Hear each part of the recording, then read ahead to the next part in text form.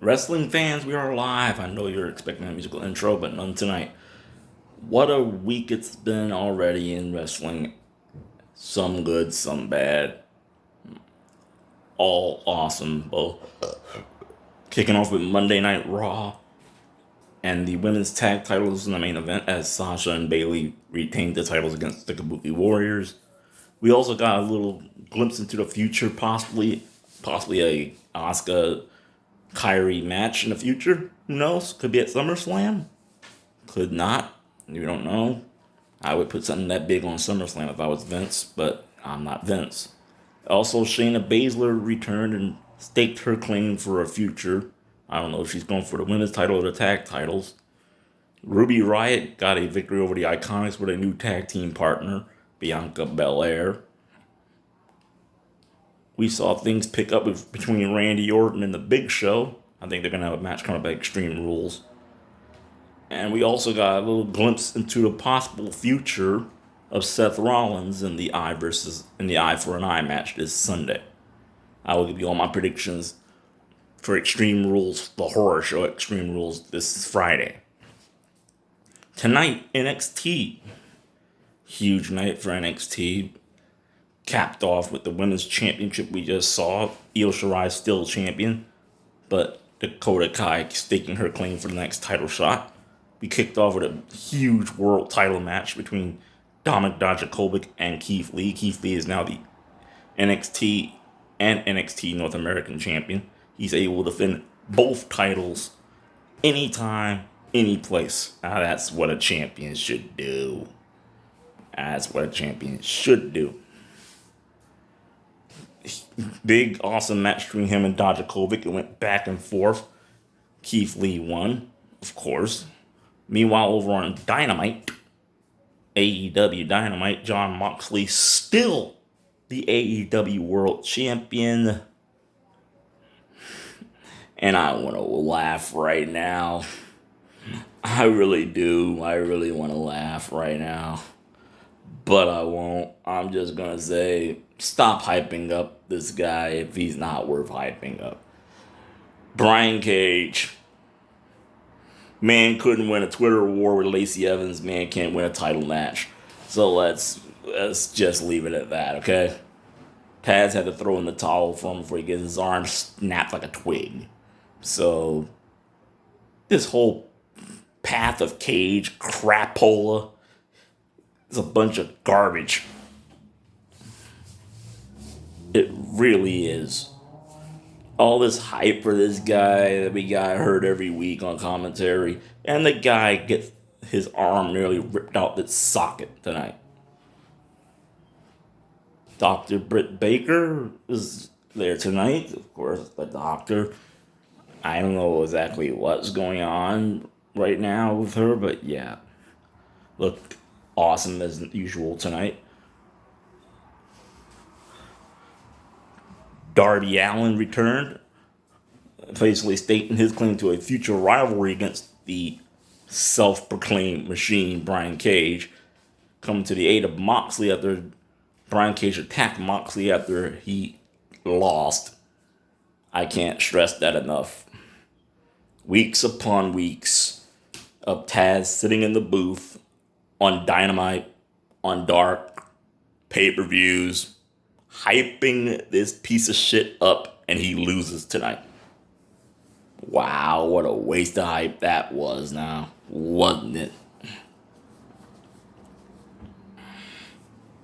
The Robert Stone brand staked their claim tonight, getting a little payback on Shotzi Blackheart. And speaking of the Robert Stone brand, I saw on Twitter a few nights ago, Robert Stone was actually tweeting to Melina. I don't know if he's looking to recruit Melina or not, but that would be kind of awesome. If you watched The Bump today, which I watched a little bit of it, I didn't watch the whole thing. We had a Women's Evolution audition, because it's Women Evolution Week, celebrating the, they say, 5-year anniversary of the Women's Evolution. In my opinion, the Women's Evolution in WWE started way before 5 years ago.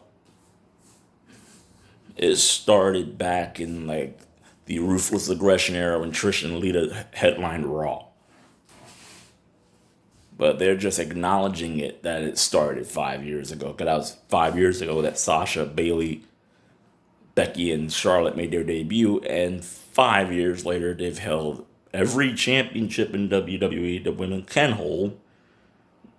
Sasha's been in two Hell in a Cell matches, and two Hell in a Cell matches, a Fall Count Anywhere match, a Iron Woman match, first woman to wrestle in the Middle East.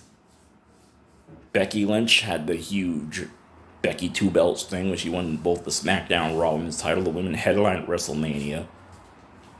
Things that somebody like me who grew up in the ruthless aggression, attitude, and golden era of WWE would only dream that the women would do back then. So to say I'm not proud of where the women have been and where the women have gone would be an understatement. Stephanie McMahon said it today on The Bump, and I'm glad she said it because I've been on social media and fans will not say it. This revolution didn't start with the four horsewomen. It started with the past women too. The past women went through some bullshit that got us to this point. Matches getting cut from WrestleMania. A fucking man winning a women's battle royal. Mud matches, lingerie pillow fights, bra and panties matches. The fact that they almost cut Melina's match with Ashley Massaro from WrestleMania 23 for fucking Donald Trump. The women went through some shit.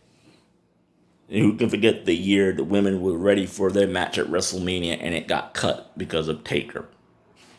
Not saying it's a bad thing to have your match that to be after an Undertaker match, but to have your match cut because of Undertaker's, I don't know how you would take that if you're a women's superstar, whether it's a good thing or a bad thing. The fact that twice at WrestleMania, the women's championship has changed hands in matches under a minute. WrestleMania 17 when Chyna defeated Ivory in a minute 45. And that match at WrestleMania 33 when Naomi won the title in a match that was 2 minutes and some change. So yeah, the women's evolution came a long way before Sasha, Bailey, Charlotte, and Becky got to the main roster. It started a long time ago. One hashtag started everything, but it all started way before the hashtag. We've had Falls Count Anywhere matches, no disqualification matches before Sasha and the Horsewomen got to the main roster.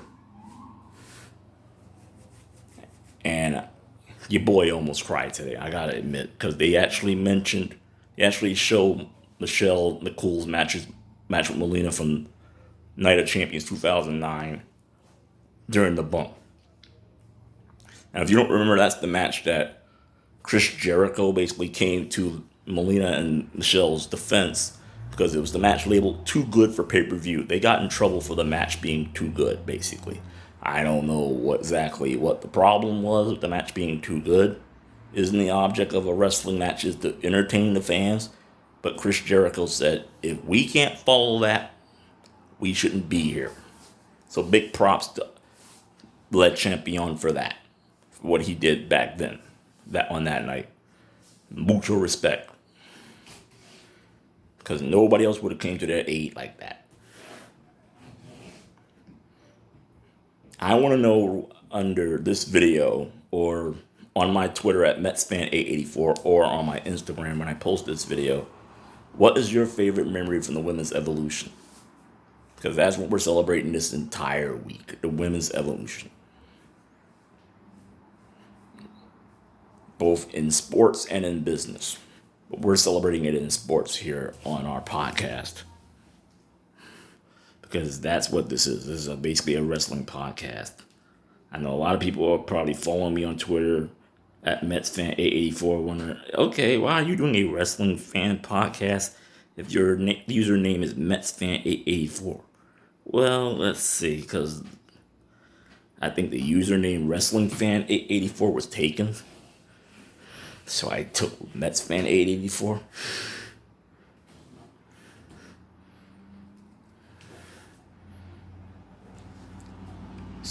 Friday night on SmackDown. This Friday night, we have the huge match between AJ Styles and Matt Riddle for the Intercontinental title. I'm with the majority of you on Twitter. I want Matt Riddle to get his ass kicked. He wins that Intercontinental Championship. You might as well put up that gif of Medusa putting the women's title in the garbage, because that's where the Intercontinental title is going to go. This guy does not deserve a title match. He shouldn't have a championship match. And he best not win the title. Now, if you watched Friday night on SmackDown, something that basically pissed me the hell off, WWE had Naomi, Lacey Evans, Dana Brooke, and Tamina in a karaoke contest. No, folks, you're not hearing things. Your boy said a karaoke contest. Like we're in the fucking old days of WWE when he used to do dumb shit like that. Things got a little heated. Lacey and Naomi had a little match. Things basically spilled all over the place. Look, this is your boy's opinion. That shit was stupid from the get. Whoever came up with that idea should be fired immediately. And I think I know who came up with that idea. The same idiot that came up with the idea for that whole Baron Corbin, Roman Reigns dog food shit. Bruce Pritchard.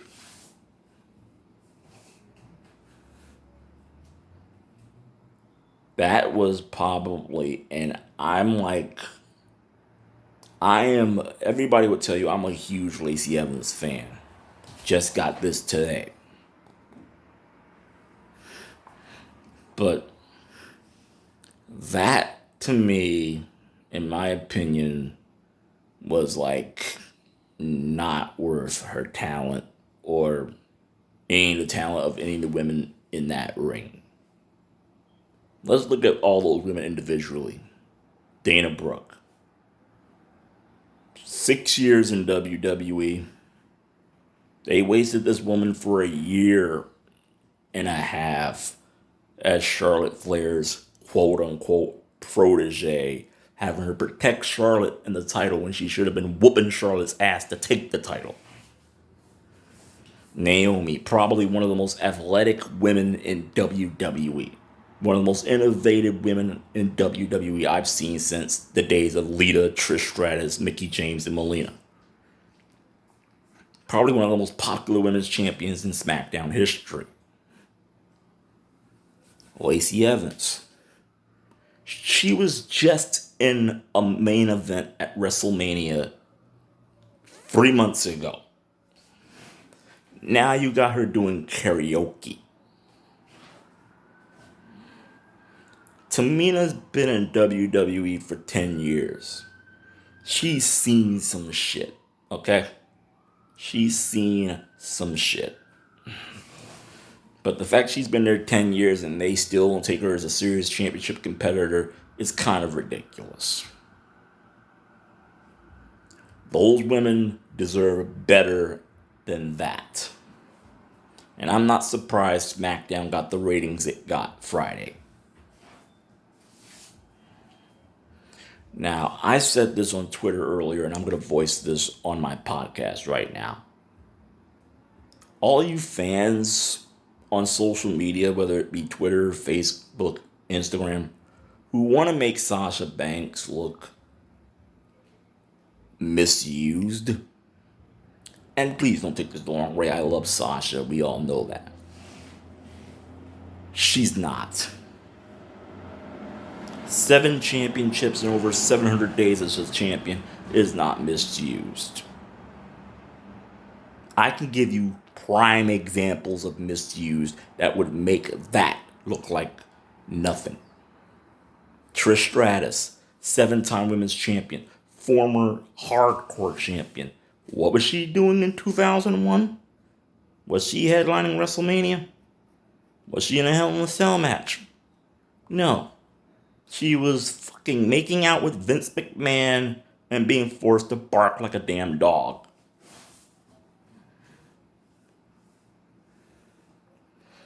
Lisa Marie Varon and Molly Holly had to agree to a hair versus title stipulation just to get on a WrestleMania card.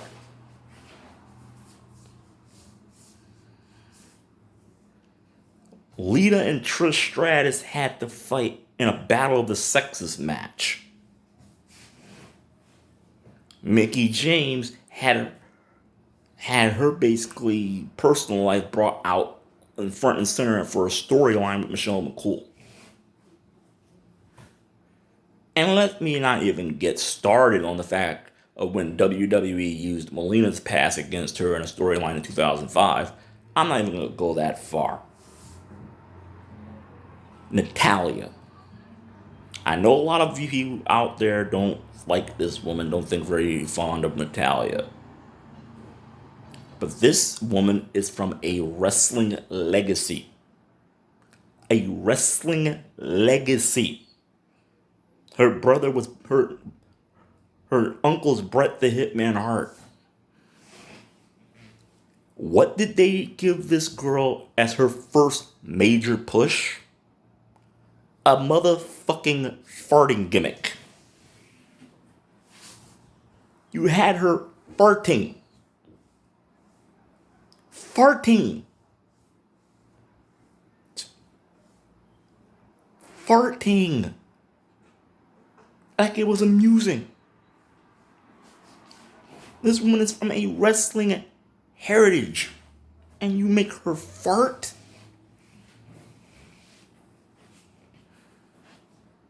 Personally, if I was Natalya, I would have said fuck this and been out already.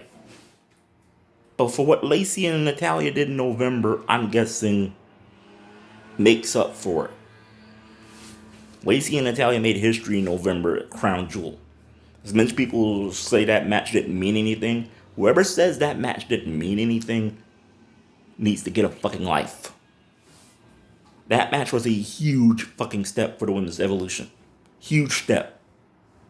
Before that match, there was no women's matches in Saudi Arabia. I wish WWE Network didn't take away the sharing aspect of the network. Because I would post every 1993 through 1995 episode of Raw on my page. And make y'all watch back when there was no women's matches. And just maybe, y'all would appreciate what y'all have now and what y'all had in the Ruthless Aggression era. And stop claiming that one was better than the other. Without one, there wouldn't have been the other. Without the Ruthless Aggression era, women like Trish, Melina, Lisa, Mickie, Molly, wouldn't be no Sasha, Bayley, Charlotte, and Becky.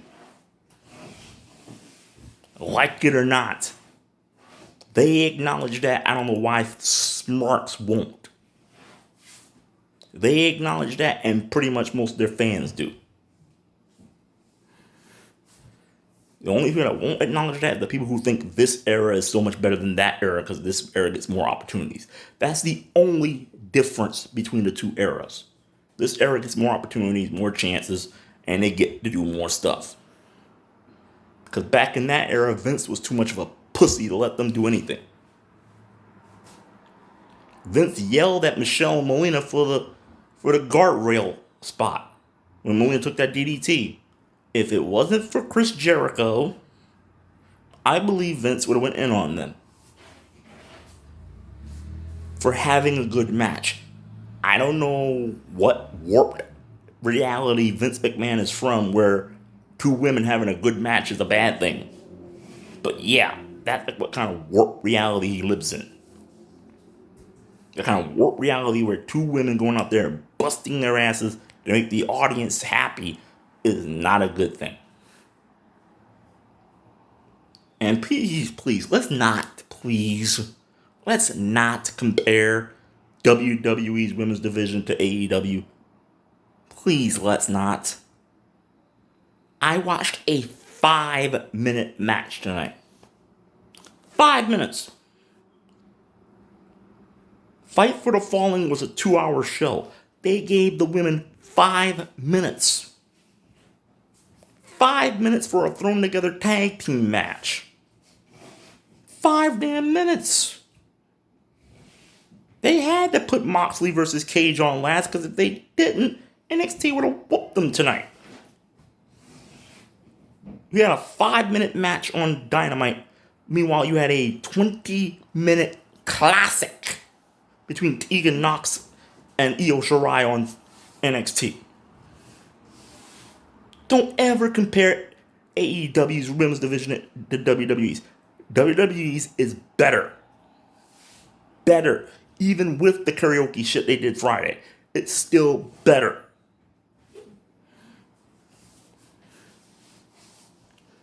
Tonight proved that. AEW might win still in the ratings. Like, we care about ratings, and let's be real here, folks. I speak on behalf of the entire wrestling community when I say, we don't give a fuck about ratings. You can keep your little tweet about ratings to yourself.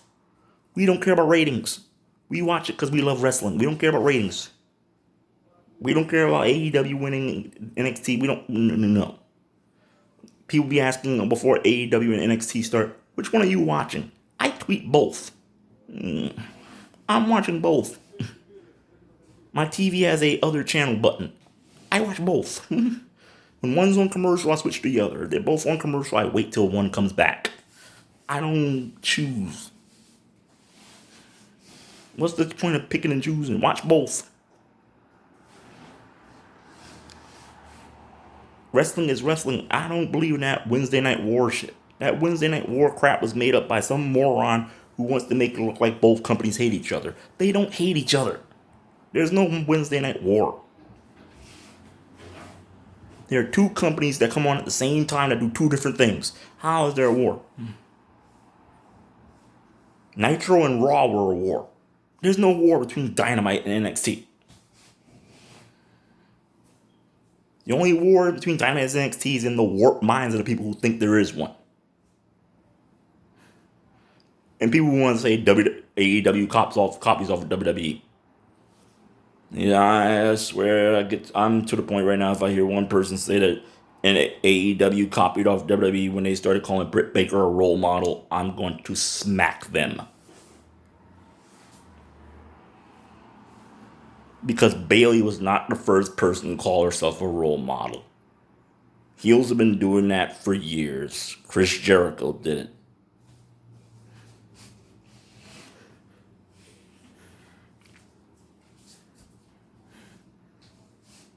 Everything AEW does is not a shot at WWE. Just Cody Rhodes came out last week in a Great American Bash t-shirt. Oh, they're taking shots at WWE. No, they're not. Cody came out in a Great American Bash t-shirt last week because his pops created the event. His pop created NXT, but yet y'all still give all the credit to Triple H. That's why Cody wore that AEW shirt, that Great American Bash shirt last week. His father created the event. It was showing paying homage to his father. It was not no shot at WWE. Britt Baker calling herself a role model is not copying off Bayley. It's an idea she got from Le Champion Chris Jericho.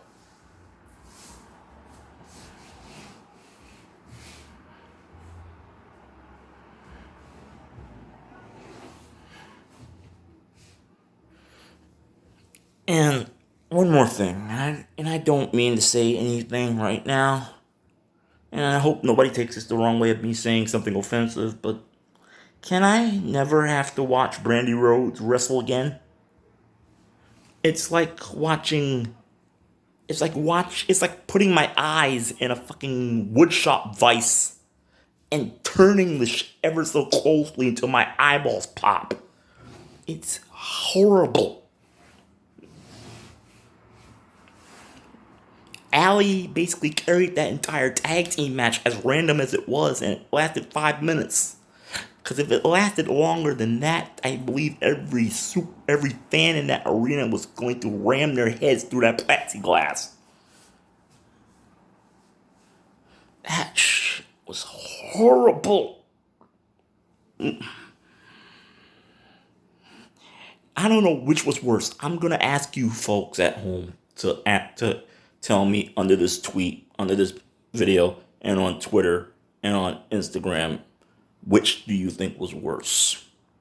The tag match tonight between the women or the karaoke contest on Friday? I'm saying it's a dead set tie, because both made me want to throw my remote control through my plasma TV.